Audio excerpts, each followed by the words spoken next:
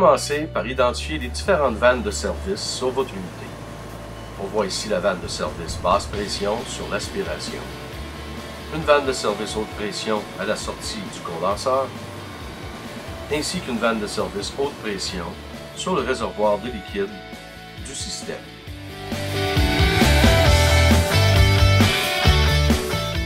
Enlevez ensuite les capuchons de vanne de service et assurez-vous que les tiges de vanne de service sont en position siège arrière avant d'enlever les capuchons 1/4 de la vanne.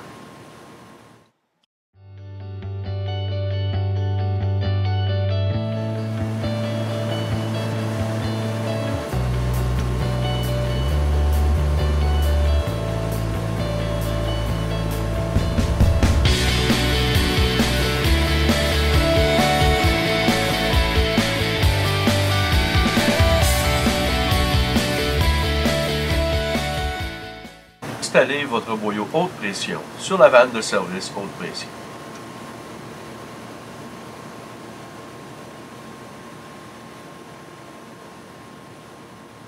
Installez ensuite votre boyau basse pression sur la basse pression du système.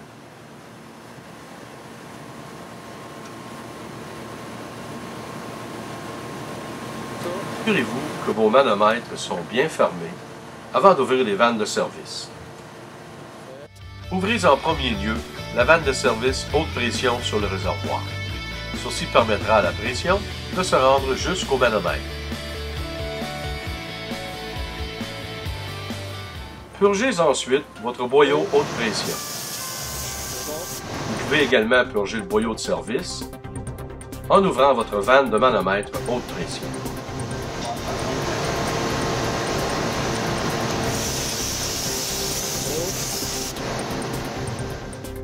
Ouvrez ensuite votre manomètre basse pression pour purger le boyau basse pression au niveau de la vanne de service.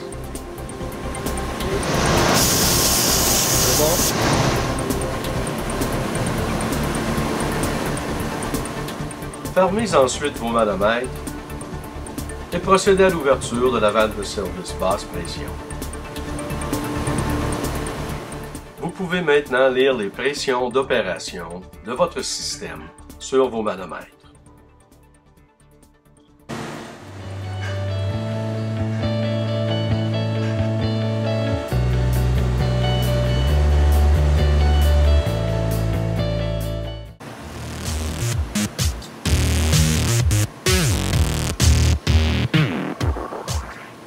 Pour effectuer la mise sous vide d'un système, commencez par installer les manomètres haute pression et basse pression sur le système.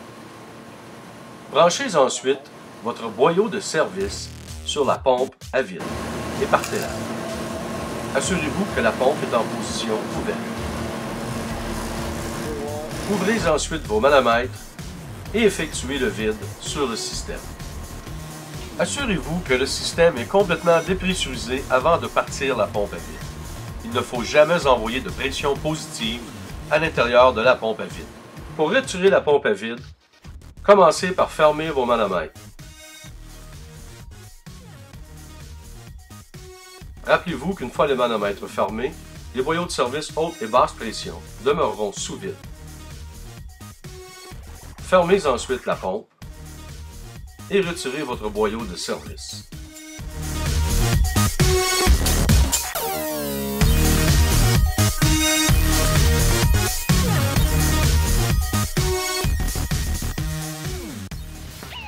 Pour briser le vide et débuter le chargement du système, commencez par peser votre cylindre et vérifiez la quantité qu'il contient.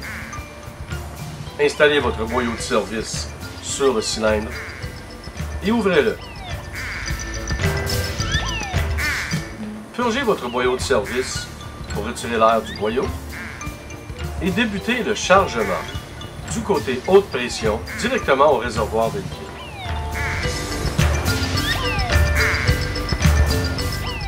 Vous pouvez introduire la charge que vous avez calculée à un maximum à 80% du réservoir. Si vous ne pouvez introduire la charge complète par le réservoir, fermez votre vanne haute pression et démarrez votre système.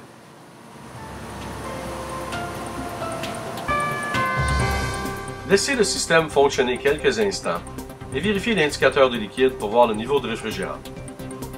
S'il manque toujours du réfrigérant, introduisez-le par le côté basse pression.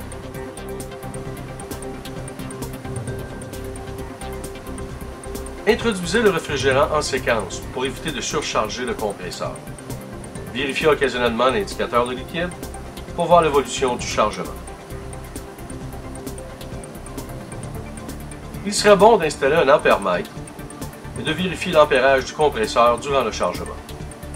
Également, d'écouter attentivement le fonctionnement du compresseur. Continuez le chargement du côté basse pression jusqu'à ce que vous obteniez un indicateur de liquide plein. Pour retirer les manomètres suite au chargement, débutez en fermant la vanne du cylindre.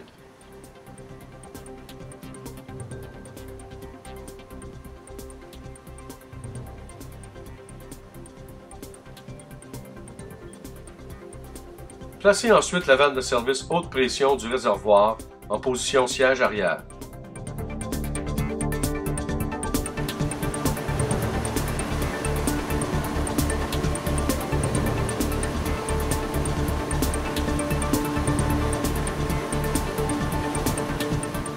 Ouvrez ensuite le côté haute pression du manomètre pour permettre à la pression de traverser vers le boyau de service.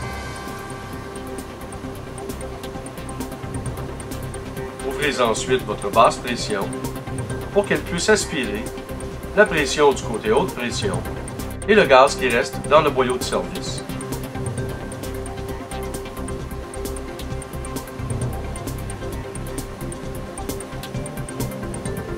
Une fois les deux pressions égales à la basse pression du système, fermez vos manomètres.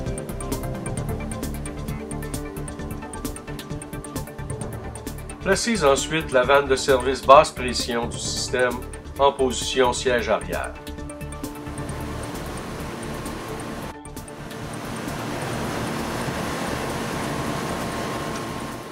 Vous pouvez maintenant retirer les boyaux du système.